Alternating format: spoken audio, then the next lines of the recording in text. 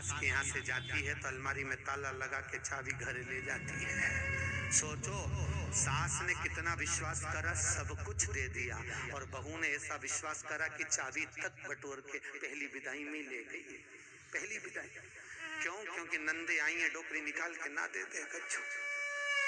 विश्वास कहाँ, भरोसा कहाँ, पूर्णता कहाँ है?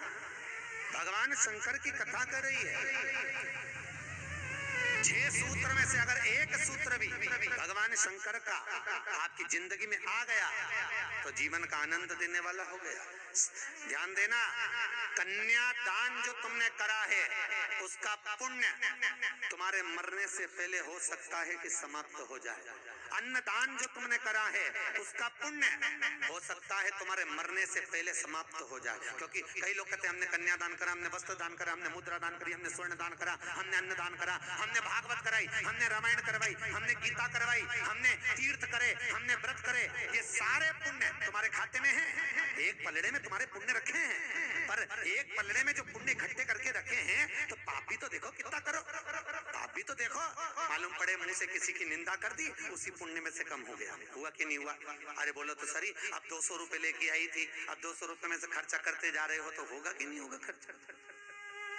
थोड़ा गलत बोल दिया, पुण्य समाप्त हुआ। किसी को अपशब्द बोल दिए, पुण्य समाप्त हो गया। किसी के लिए गलत देख लिया, पुण्य समाप्त हो गया। किसी के लिए गलत सुन लिया, पुण्य समाप्त हो गया। हमने पुण्य तो बहुत कमाया, हमने ढेर पुण्य इकट्ठा करा। कन्यादान, वस्त्रदान, अन्नदान, मुद्रादान, स्वर्णदान, भागवत, रामायण, गीता, यज्ञ, अनुष्ठान, संत पूजा, गुरु पूजा, सब कुछ करी, पुण्य तो ढेर इकट्ठा करा। पर मरने से पहले ये सारा पुण्य तुम्हारा बोलने से, अपशब्द कहने से, ताना देने से, निंदा सुनने से, गलत देखने से समाप्त हो गया।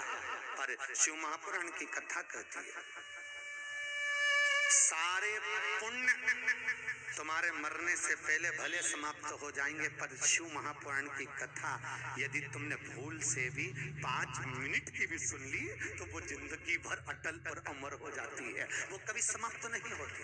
शिव महापुराण की पुण्य कभी समाप्त नहीं होता, शंकर का किया हुआ पुण्य कभी समाप्त नहीं होता।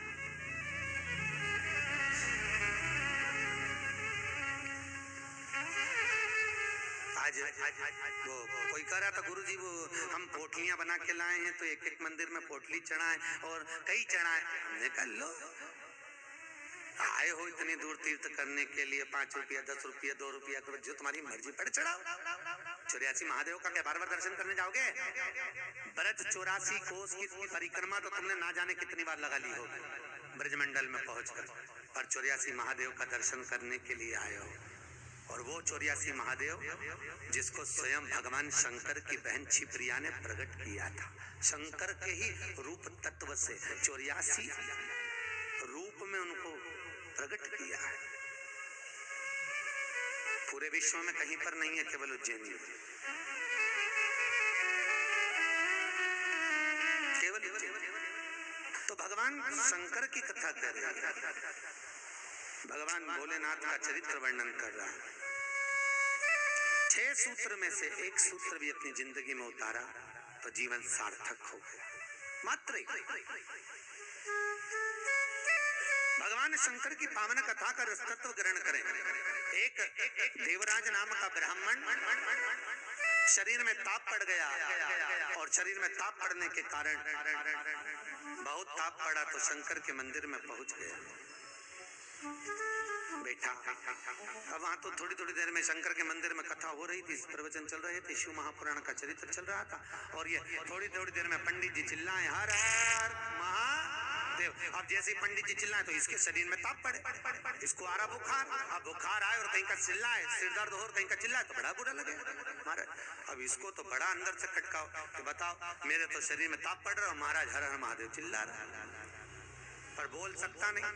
ताप पढ़ते पढ़ते पढ़ते पढ़ते थोड़ी देर में ये यहाँ से चला शंकर के मंदिर से कथा श्रवण कर कर थोड़ी देर भले ताप पड़ा, बुखार आया, सिर दर्द हुआ, सब कुछ हुआ, पर शंकर की कथा तो शरीर में पहुंच गई, इस आत्मा तक पहुंच गई। होता है जब घर से चले होगे तो सोचे पाँव दुख रहे, बुखार आ रहा है, सर दर्द हो रहा, ये हो रहा, वो हो रहा, पर शंकर के धाम में पहुंच गए तो अब ये सोच लो कि तुम शंकर के हो गए, तुम शिव के। यहाँ बिठले सेवा समिति के कहने पर नहीं आए, यहाँ पाठक जी के कहने पर नहीं आए, यहाँ हमारे कहने पर नहीं आए, यहाँ तो हम भी बुलाते तो तुम नहीं आते, क्योंकि ये नगरी महाकाल की है, महाकाल का राजा है महाकाल, और